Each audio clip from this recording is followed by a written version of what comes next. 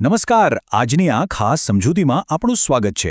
ચાલો કોઈ પણ આડીઅવળી વાત કર્યા વિના સીધા જ મુદ્દા પર આવીએ. આજે આપણે ખેતીના એક એવા અદૃશ્ય દુશ્મનની વાત કરવાના છીએ જેણે દુનિયાભરના ખેડૂતોની ઊંઘ હરામ કરી નાખી છે, એટલે કે મોથા ઘાસ.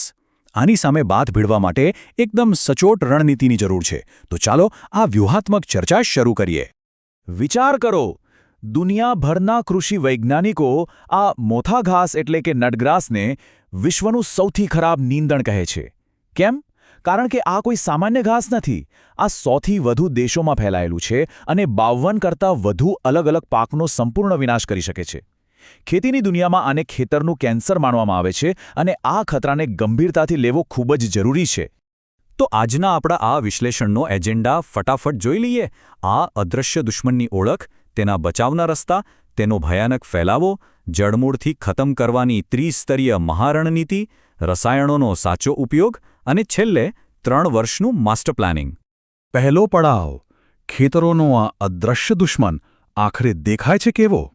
ઉપરથી જોશો તો મોથાના ઘેરા લીલા પાંદડા અને મીણ જેવી લીસી સપાટી દેખાશે, જાણે કે કોઈ વોટરપ્રૂફ ઢાલ. આપણી સામાન્ય દવાઓ તો આ લીસી સપાટી પરથી જ સરકી જાય છે, પણ અસલી વિલન તો જમીનની 2 થી 3 ફૂટ નીચે છુપાયેલો છે.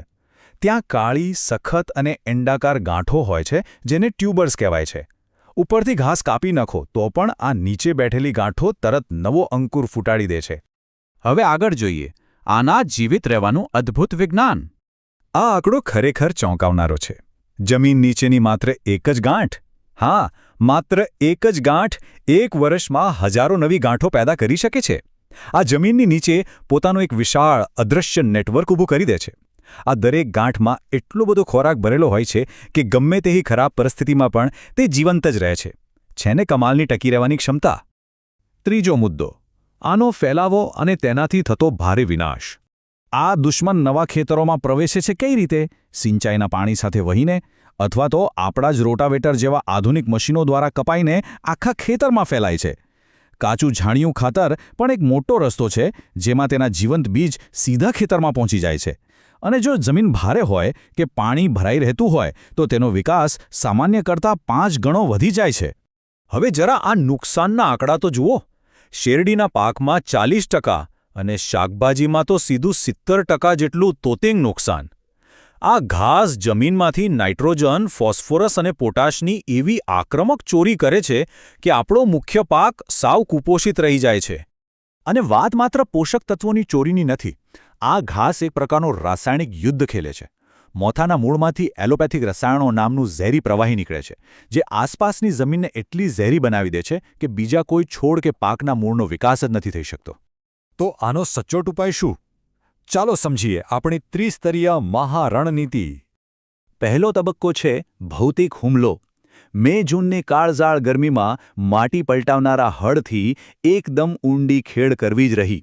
જમીન નીચેની ગાંઠોને બહાર કાઢીને સીધી 50 ડિગ્રીથી વધુ ગરમીમાં તપાવવાની છે, જેથી તેનો ભ્રૂણ નાશ પામે. અને હા, ખેડ કર્યા પછી સતત 20 દિવસ પાણીનું એક ટીપું પણ નથી આપવાનું. આ કડક નિયમ પાળવો પડશે. હવે આવે છે જૈવિક કવચ. પાક ચક્રમાં ચોળા, શણ અને ઢેંચા જેવા પાકો વાવી દો. આ પાકો એટલી ઝડપથી વધશે કે જમીન પર એક જાડી છત્રી બની જશે. મોથાને પ્રકાશ સંશ્લેષણ માટે સૂર્યપ્રકાશ જ નહીં મળે, એટલે એ આપોઆપ ભૂખમરાનો શિકાર બનશે. પાંચમો અને સૌથી પાવરફુલ હિસ્સો, રસાયણો અને ખાસ સાવચેતીઓ. સામાન્ય દવાઓ અહીં કામ નથી આવતી. આપણે સિસ્ટેમિક નિંદનનાશકો વાપરવા પડશે. આ આપણું ટેક્ટિકલ ચીટ શીટ છે. જો ખેતર ખાલી હોય તો ગ્લાયફોસેટનો ઉપયોગ કરો, બસ 21 દિવસ ખેડ ન કરતા. જો શેરડી કે મકાઈનો ઊભો પાક હોય તો હેલોસલ્ફ્યુરોન મિથાઇલ વાપરો.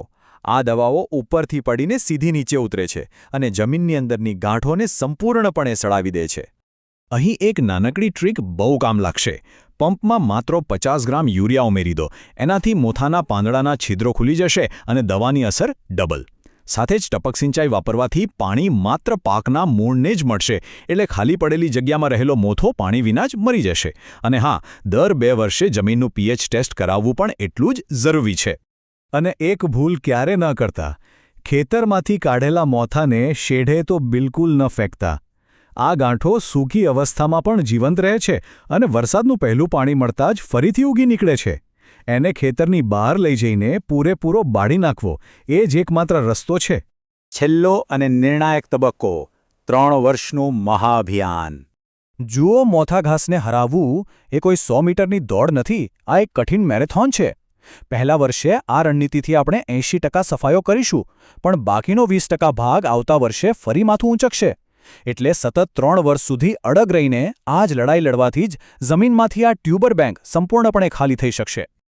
ઊંડી ખેડ, સચોટ કેમિકલ એટેક અને ખેતરની કડક સ્વચ્છતા, આ જ આપણા બ્રહ્માસ્ત્ર છે. તો વિચારવા જેવી વાત એ છે કે આવતીકાલની લણણીને નિંદણમુક્ત અને સુરક્ષિત કરવા માટે આપણે આજે કયું વ્યૂહાત્મક પગલું ભરવા જઈ રહ્યા છીએ?